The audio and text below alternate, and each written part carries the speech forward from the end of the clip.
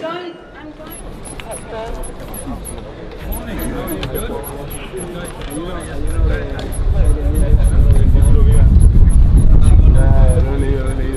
Un psicólogo un poco agresivo que es un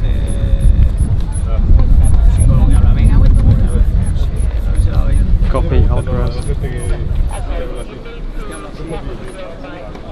Que es parecido a lo que me estás diciendo.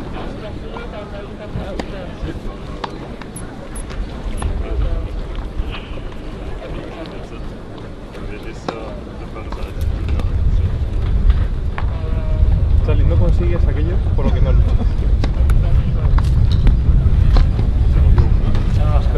Te la regalo. Esa no la sé. Si aquí ha subido ya historia. Ya. Digo pie de foto, ¿no? Conseguí algún follow y tal. Pero si puedes me citas. Vale. Yo todavía que aquí. Típica foto así, ¿sabes? Sí. Pie de foto. Mirando las nubes. Todo un pemacha.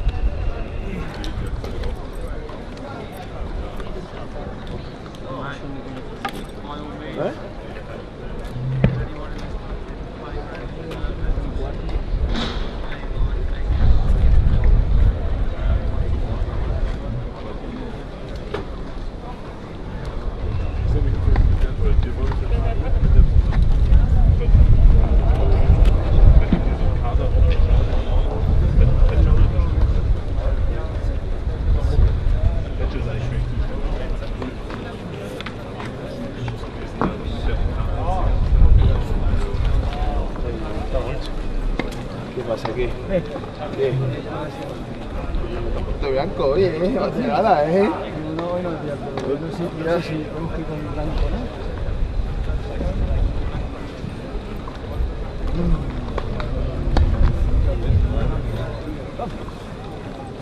Estás pasando del público, estás pasando del público.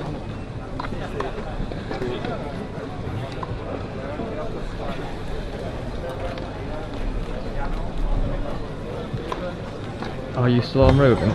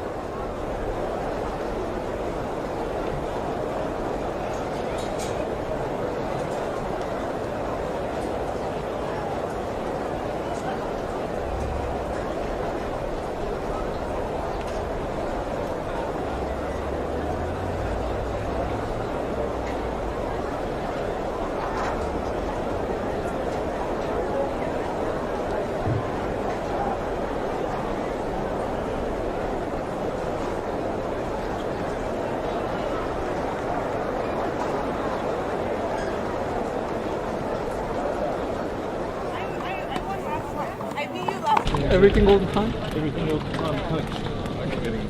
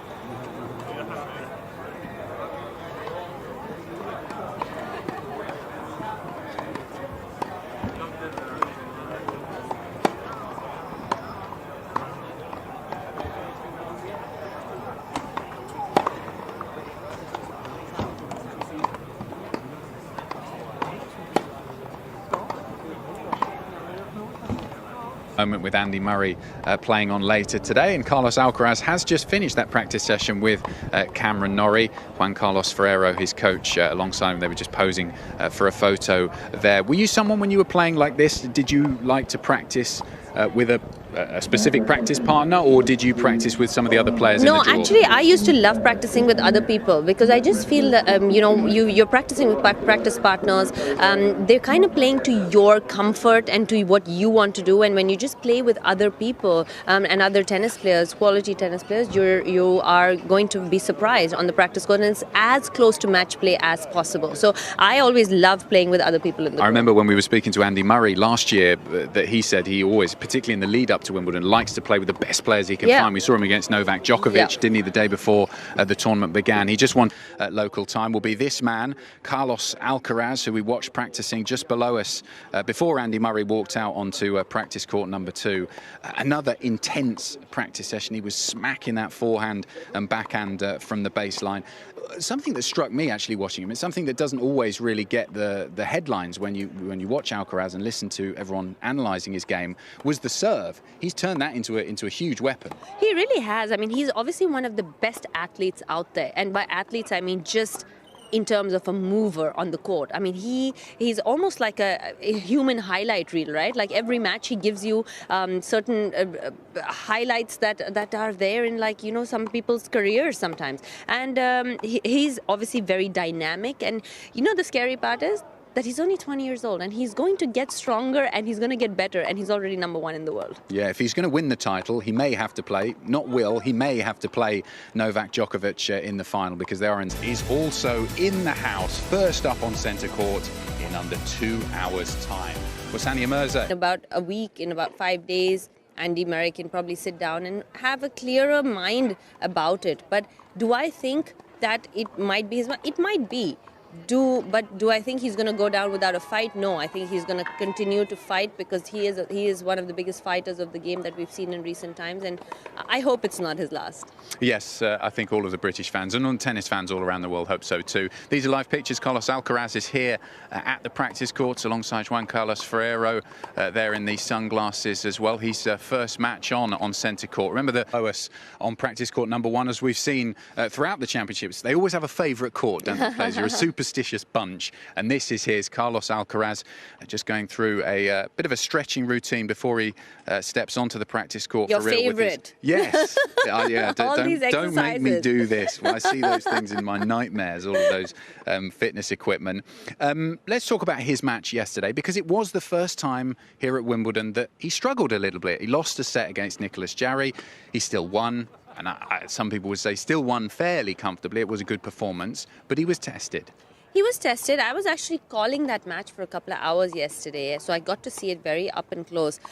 He wasn't actually feeling his return very well for the first couple of sets, but he somehow still managed to break in that first set. In the second set, he was, he was down a break, came back. He would have loved to obviously win that set, but he was just not able to. His backhand return was just something that was, it happens, right? Like sometimes you don't feel it. But because, he is as good as he is, he honestly, I said it, great athlete he really is, like just in terms of pure athleticism. He's an unbelievable athlete.